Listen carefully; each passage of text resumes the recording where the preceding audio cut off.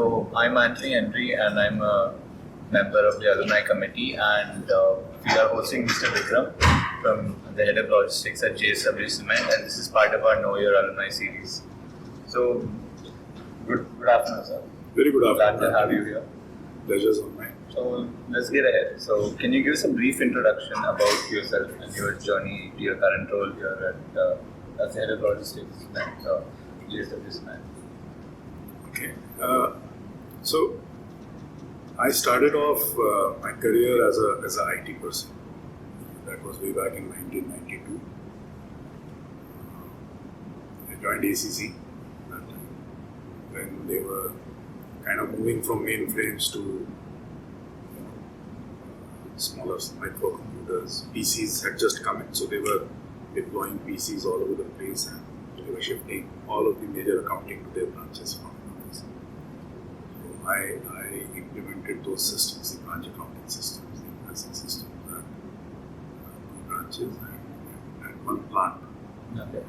Before moving on to, but that was about 2 years, and that kind of was enough to make me look for another assignment. So I asked for a change in role, and while handling IT, I was given the role of looking at sales for institutional customers. Okay. That is what I did. That I did until 1999. Then I moved into sales completely, and I was looking after frontline sales, which I did for the states of J&K and then subsequently for UT. That was the time when Holcim came in. Holcim acquired a stake in ACC. Then I was called upon to implement SAP. I was the lead for implementing SAP in ACC. SAP SD, I was the SD team lead. Having done that, then I stayed in the HO as head of the retail business. That's the role which I handled for about 3.5 years. Before moving to East Calcutta as the head of logistics for the East region. Right. So, in addition to logistics, I was also looking after raw material procurement. 2014, then I joined Dalmia as Executive Director of Logistics for the southern operations. This is a role which I played until 2020. Before joining JSW Cement as Head of Logistics for the entire country. This was in April 21, and I am with JSW Logistics since then. JSW Cement, I'm sorry. Right. And so you took up the postgraduate program in business management from Trichy, and you were in the Chennai campus. So how did your time there, how did it shape your career trajectory, or how did this help with your career? So, I was already into my career. I already had about 25 odd years of experience when I decided to look for. That was the time, that's enough time for a person to now target higher responsibilities. Plus, that time the business environment was shaping up very rapidly. There was a lot of money which was flowing from private investors into new startups. It was also there to an extent in logistics. So that was the right time to reskill and re-upgrade myself in order to be in the reckoning for higher roles. And it was with that objective that I decided to go in for this particular course, opt for this course. As we were discussing earlier, in fact, that you've primarily worked in the cement industry throughout your career. So, what drew you to this particular domain, and what has kept you engaged over the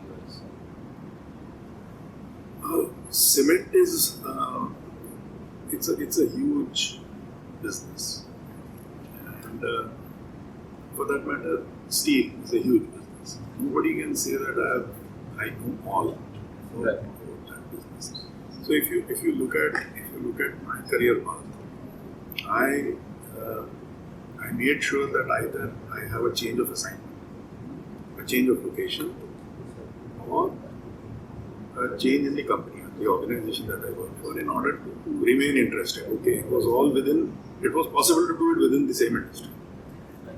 So I moved from IT to sales, frontline sales, to SAP implementation, to logistics, to some bit of procurement, and so all this went on. At the same time, you have to absorb new technologies. We absorbed SAP. We had to absorb.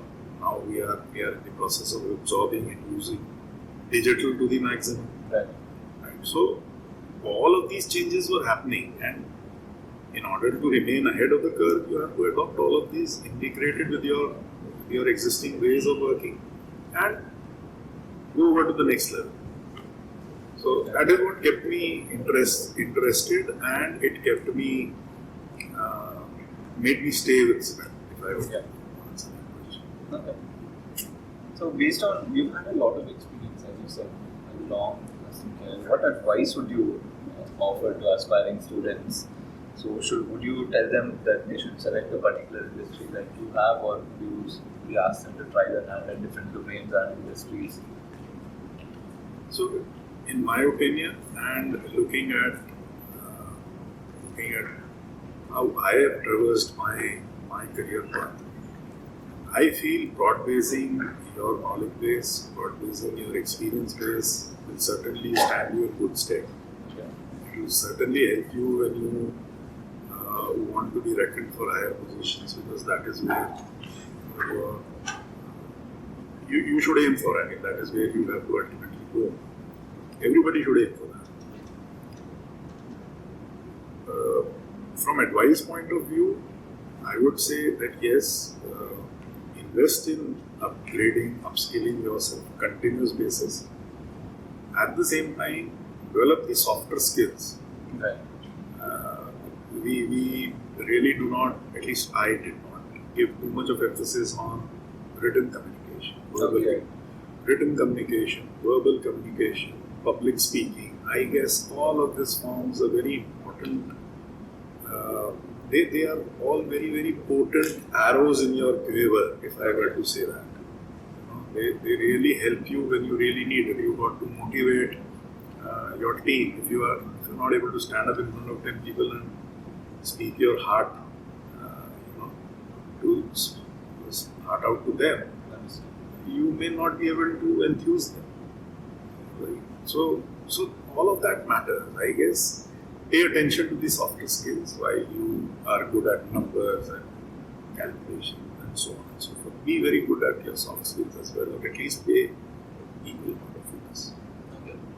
And what advice would you give to the current aspiring students who want to actually get into supply chain and logistics? So given your specialty in this, what advice would you have to someone who wants to focus on that particular domain? It will be a very good choice. It's a very exciting field, and like any other field of operation, it needs intelligent people to come in and contribute. So kudos for that. If somebody is considering, you should really give it a very serious thought. Two, focus on how to integrate newer technologies to solve the existing issues and existing problems that are there. I think technology today provides answers to most of the problems that are there. It is just that you've got to design and implement it in a particular manner where it will answer the relevant questions, and not just as a fad. And three, be a little persistent. Half of the logistics issues are there because of the infrastructure. Right. Okay. Right. So what we are trying to do is basically make up for that shortcoming through hard work, or through better planning, or through digital, or through better coordination. So you have to be equally strong in all of these fields: coordination, planning, blah blah blah, in order to be effective in this field. So do that. Okay. While you are readying yourself for a future in supply chain. Okay. But it's a very exciting field. ask a couple of things. So, what would you tell someone who is going to be who wants to join the PGP business management course? What would you want to tell them? To someone who wants to take up this program, what advice would you give? First of all, I'll compliment them for their decision. I mean, it's one of the best decisions that an individual can make to opt for PGPBM course. And that's because that person has clearly given his career path a thought. Okay. And he knows what the missing blocks are, and that is why he's here, he's trying to address. Half of the problem is when you know what has to be addressed. Right. So my compliments to any aspiring PGPBM student, first of all. Two, it may, like any other, you encounter maximum resistance the moment you begin. When the car starts, you have to be the first gear. The motor starts, it draws 7 times the current, normal running current, right? So there is maximum resistance when you start. There will be pressures from office, home, your friends, what have you. You've got to overcome that and stay with the course. Okay. And make it a point to finish this.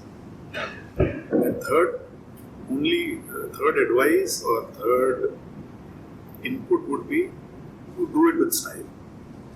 Okay. Don't be in it just for the degree's sake of it. Right. Do it well. Do it well. Make it a point to absorb. The faculty is great. I'm sure there is enough and more rigor to the selection process, and the students who have been selected are worth the program. So learn from the students.